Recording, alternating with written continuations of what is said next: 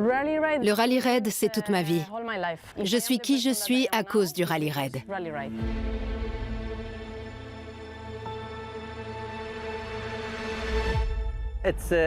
J'y suis très attaché parce que je veux toujours gagner. J'y ai pris goût par le côté aventure de la chose. On est quand même dans un monde parallèle, hein. On roule à bloc à travers le désert, c'est des sensations qu'on a nulle part ailleurs.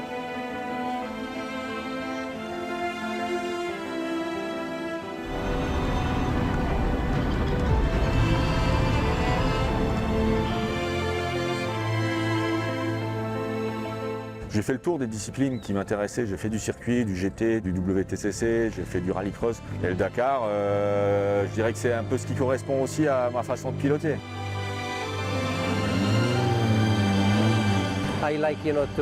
J'aime bien sourire, discuter avec les gens, avec l'équipe. Je suis un homme simple.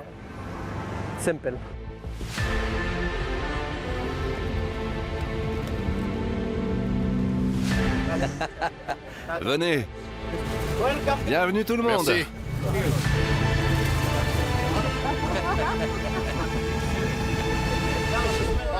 Doucement, doucement. J'ai une relation spéciale avec la voiture. Quand je suis au volant, on est liés. Je m'y sens bien.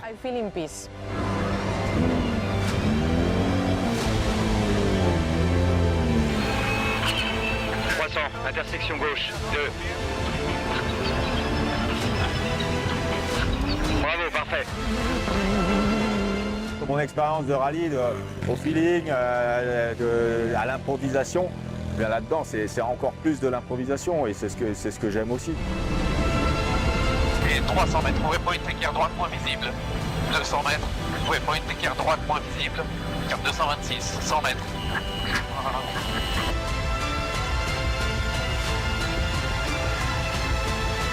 Je me rappelle un jour voir mon papa à l'époque qui faisait du rallye raid, qui était quelque part dans le Ténéré en train de descendre une belle dune avec un beau soleil, une belle voiture bleue et je me dis waouh, ça va quand même être sympa de faire ça.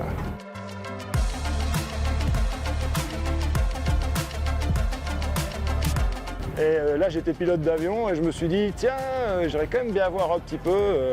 Puis voilà, je suis allé voir un jour une course c'était en Tunisie.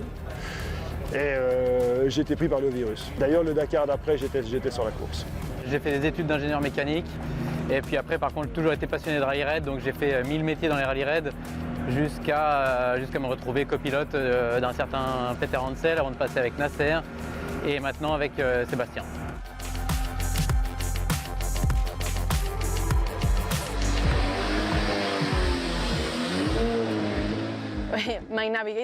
Pablo est mon copilote. Avant tout, c'est mon ami. Quand j'ai commencé à piloter, c'était mon mécano. C'était un mécano au top. Il m'impressionnait. Un jour, mon copilote s'est blessé et j'ai demandé à Pablo, « Tu veux faire le prochain Dakar avec moi ?» Le prochain Dakar était 2 mois plus tard, donc c'était un peu dingue. Mais il a bûché à fond, il a avalé les kilomètres, fait des courses avec moi. Et depuis, c'est mon mari de sport auto.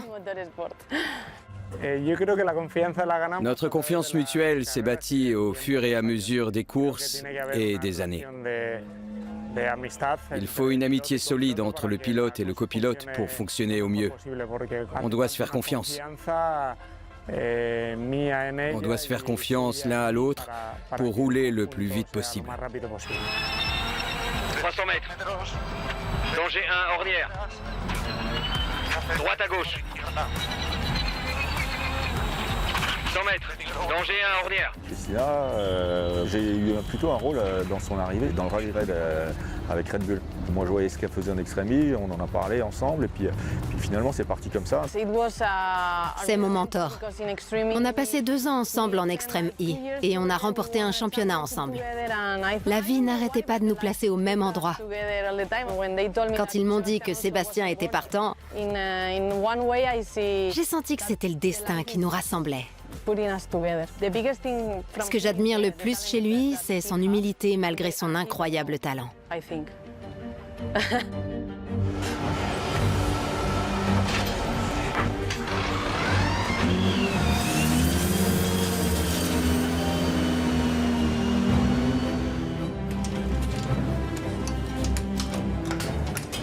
On continue et quand on atterrit, ça fait... C'est une piste tout-terrain. Et si on va trop vite, on risque de rencontrer des obstacles qui n'auraient pas dû en être. Super. Et toi? T'as ouvert? Ouais, j'étais à fond. Pareil. Je me suis dit qu'il fallait être à fond pour ne pas perdre. C'est normal quand on ouvre. Bravo, hein. Toi aussi, hein. C'est pas simple, hein. Nasser, le terrain de jeu, c'est le désert. Donc il apporte vraiment cette connaissance de la dune, de la lecture de la piste. Sébastien est venu du WRC, donc de la précision de la note. Et Christina a cette capacité de résilience qui est extraordinaire. Et ils arrivent à être complémentaires et à chacun se tirer vers le haut. Donc c'est plutôt agréable. Les relations entre pilotes et copilotes sont très bonnes. C'est magnifique. On est une famille. Tout le monde s'entraide. C'est presque des frères et sœurs dans le sens où on partage, déjà on partage quasiment toutes les informations de la voiture, et donc il n'y a pas de secret entre nous. Forcément on reste des compétiteurs, donc on essaye de bien faire les choses pour être devant. Mais si c'est pas le cas parce qu'il y a eu tel ou tel événement, bah on va tout faire pour que ça se passe bien pour les autres, quoi. Donc il y a vraiment pas de compétition entre nous. Il y avait déjà de grosses ornières quand je suis passé. Ouais. Et toi? Moi, j'ai suivi la trajectoire et coupé tous les virages, mais en dérapant un peu plus. Voilà. On est tous les trois là pour essayer de faire progresser l'équipe, progresser les voitures, on travaille dans le même sens. En tout cas, c'est notre objectif. Et puis après, en spécial, chacun fait son job et chacun essaie d'être meilleur que l'autre. Je pense que ça, c'est aussi le côté du rallye qui est facile dans le rallye raid, c'est qu'on n'a pas de confrontation directe à se mettre des coups de roue. S'il me bat dans une spéciale, c'est juste qu'il a été meilleur. Hein, donc c'est à moi qu'il faut en vouloir, pas à lui. Hein. La poussière, c'est pénible. La poussière et les ornières qui empêchent de tourner. Ça m'a posé des problèmes. J'ai loupé un virage à cause de la poussière. J'ai viré à gauche sur une autre partie de la piste avant de revenir brusquement. C'était flippant. C'est passionnant de travailler avec eux. Ils ont beaucoup d'expérience et sont très ouverts. Ils me donnent plein de conseils. Et j'observe comme ils pilotent. J'ai même la chance de pouvoir voir leurs stats et de les comparer avec les miennes. C'est l'université du rallye raid à Dakar.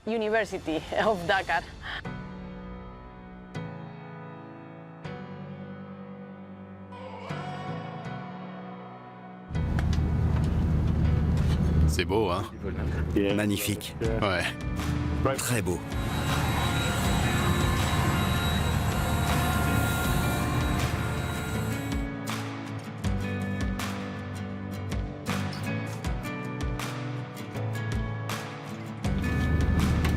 Bonjour. Bonjour, ça va?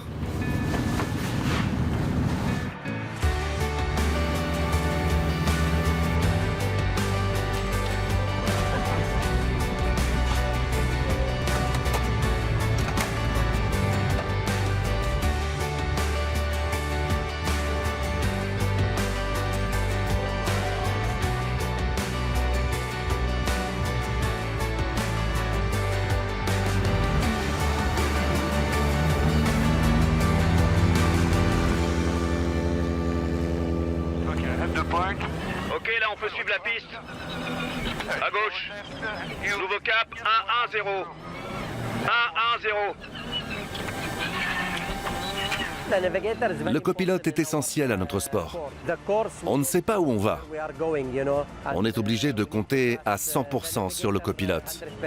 Le coéquipier, c'est un navigateur. Il a des prises de décision, de direction à prendre, de cap qui sont franchement pas simples du tout. À la vitesse où on roule, je ne sais même pas comment c'est possible. Et tout ça pendant 5 heures de spécial. Ça doit être une concentration de folie. C'est pas facile. Moi, je pourrais pas. Ça a l'air impossible. 35 de moyenne, c'est ça. Garde le cap. Hors piste puis piste. 250 mètres, danger 2, plus. Entrée cours d'eau par la gauche. C'est moi qui ai tous les écrans, qui ai tous les boutons, donc c'est à moi de transmettre les informations au pilote. Lui, il a le volant, les pédales, la boîte de vitesse, mais il ne sait absolument pas où on va, donc il se fie à mes mots. On a toute une liste de points à valider qui sont obligatoires, et on doit les valider en ordre chronologique. On donne les indications au pilote, et puis tant qu'on n'a pas validé le waypoint, on serre un peu les fesses en disant on va le prendre, c'est waypoint. Et quelquefois, on peut le rater pour vraiment 5 ou 10 mètres et être obligé de tourner en rond pour le revalider. Enfin, donc on peut facilement perdre du temps avec ça.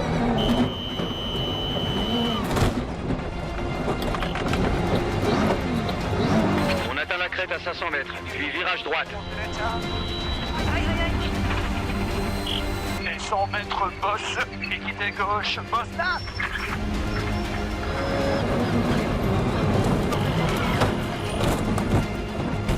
On va tous faire des petites erreurs dans la journée, maintenant voilà, donc ça va être limiter l'impact des petites erreurs. On fait tous des erreurs. Mais ce qui compte, c'est de les réparer vite et d'apprendre d'elles pour ne pas les refaire à l'avenir.